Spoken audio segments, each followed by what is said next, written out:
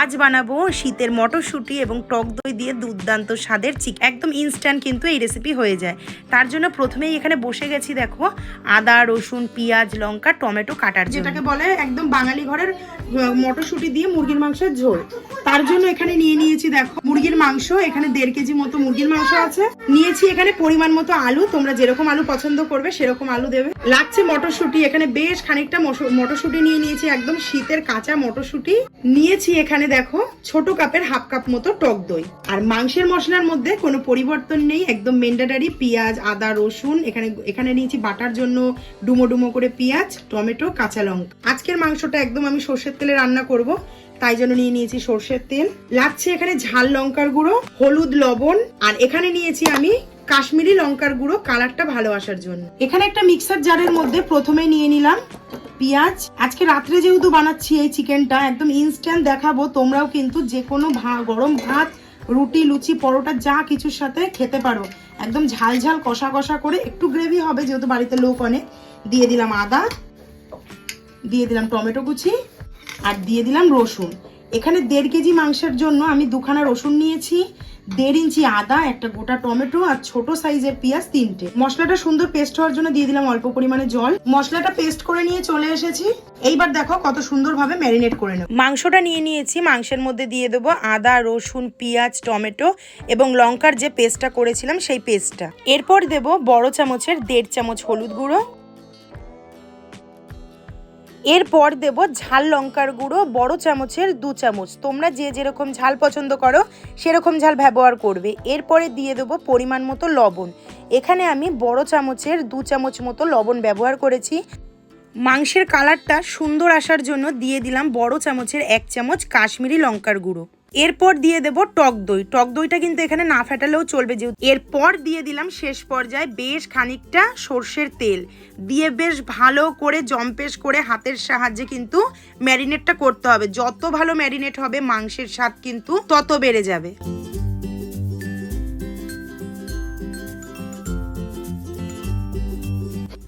মাংসটা যখন ফুল ম্যারিনেট হয়ে যাবে তার মধ্যে দিয়ে দেবো মটরশুঁটি। মটরশুঁটিটা এইভাবে ম্যারিনেটের মধ্যে দিলে মটরশুঁটি কিন্তু খুলে 2-8 হয়ে যায় না, আর মটরশুঁটির স্বাদটাও কিন্তু খুব ভালো থাকে। আর যখন তোমরা সার্ভ করবে তখন মটরশুঁটিগুলো গোটা গোটা থাকবে। ম্যারিনেট করা কমপ্লিটই হয়ে গেছে, জাস্ট মটরশুঁটিটা একটু মিশিয়ে নিয়ে তারপর চলে যাব রান্নার প্রসেসে। কড়াই গরম হয়ে গেছে, দিয়ে দেবো বেশ খানিকটা সর্ষের তেল। তেল গরম হয়ে গেছে, এবার আলুগুলো একদম লাল লাল করে হলুদ এবং লবণ দিয়ে ভেজে নেব। 1/2 চামচ দিয়ে দেবো হলুদ গুঁড়ো, 1/2 চামচ দিয়ে দেবো লবণ। এবার আলুটাকে একদম লাল লাল করে ভেজে তুলে নেব।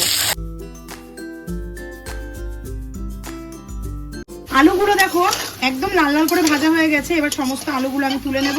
সমস্ত আলুগুলো এখানে তুলে নিয়ে, যেহেতু ম্যারিনেটে অনেকটা তেল দিয়েছি সেই জন্য এখন কিন্তু মাংসটা একদম অল্প তেলেই রান্না করব। গরম তেলের উপর দিয়ে দেব তেজপাতা, দিয়ে দেব গোটা গরম মশলা। ফোড়নটা একটু ভাজা ভাজা হয়ে গেছে, উপর থেকে দিয়ে দেব পেঁয়াজ কুচি। এখানে বড় সাইজের পেঁয়াজ নিয়েছি আমি 5টা।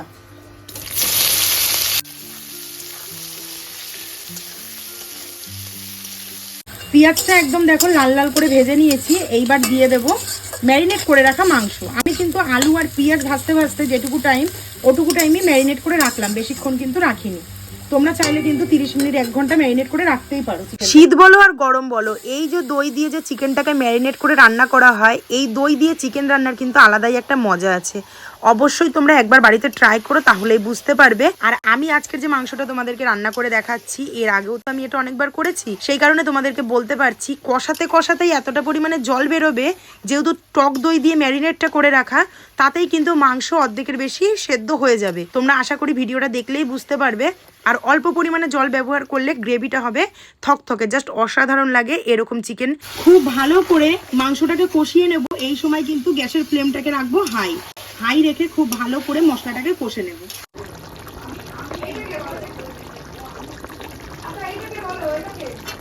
20 মিনিট মতো কনস্ট্যান্ট নেড়ে নিয়েছি। দেখো মাংসগুলোও কিন্তু এখানে গোটা গোটা রয়েছে।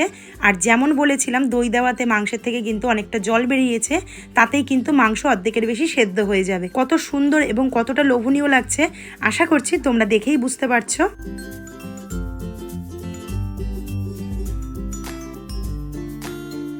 কষাতে কষাতে মাংসের থেকে কতটা পরিমাণে জল বেরিয়েছে দেখো। আমি কিন্তু এখানে প্রায় তাও হয়ে গেছে 20 থেকে 25 মিনিট আমি কষাচ্ছি। এইবার উপর থেকে দিয়ে দেবো ভেজে রাখা আলুগুলো, তাহলে আলুগুলোও কিন্তু সেদ্ধ হয়ে যাবে।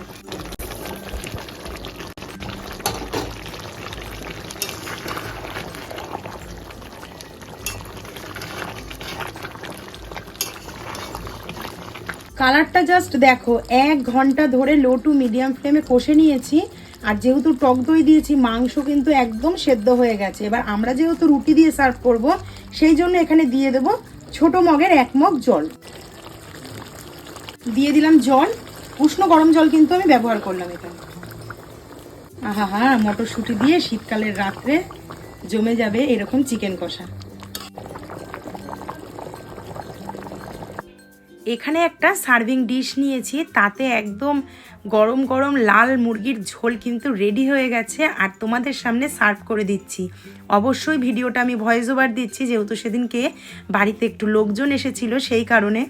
মাংসটা যে কি সুন্দর হয়েছিল, অসাধারণ স্বাদ হয়েছিল কিন্তু এই মাংসের রেসিপি। তো চলো গরম গরম দুটো রুটি সেকে সবাইকে খেতে দিয়ে ফেলি। এদিকে আমার মাংস করা হয়ে গেছে, বোন এদিকে রুটিটা বেলছে, আর এখানে আমি ঝপঝপ করে রুটিগুলো সব গোল গোল একদম ফুলকো ফুলকো করে সেকে নিচ্ছি।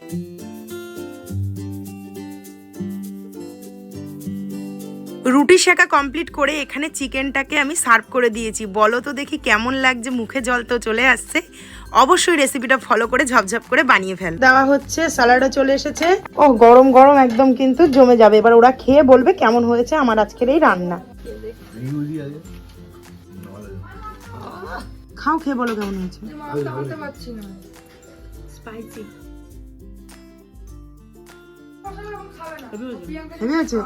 আমার মা কেমন লাগছে?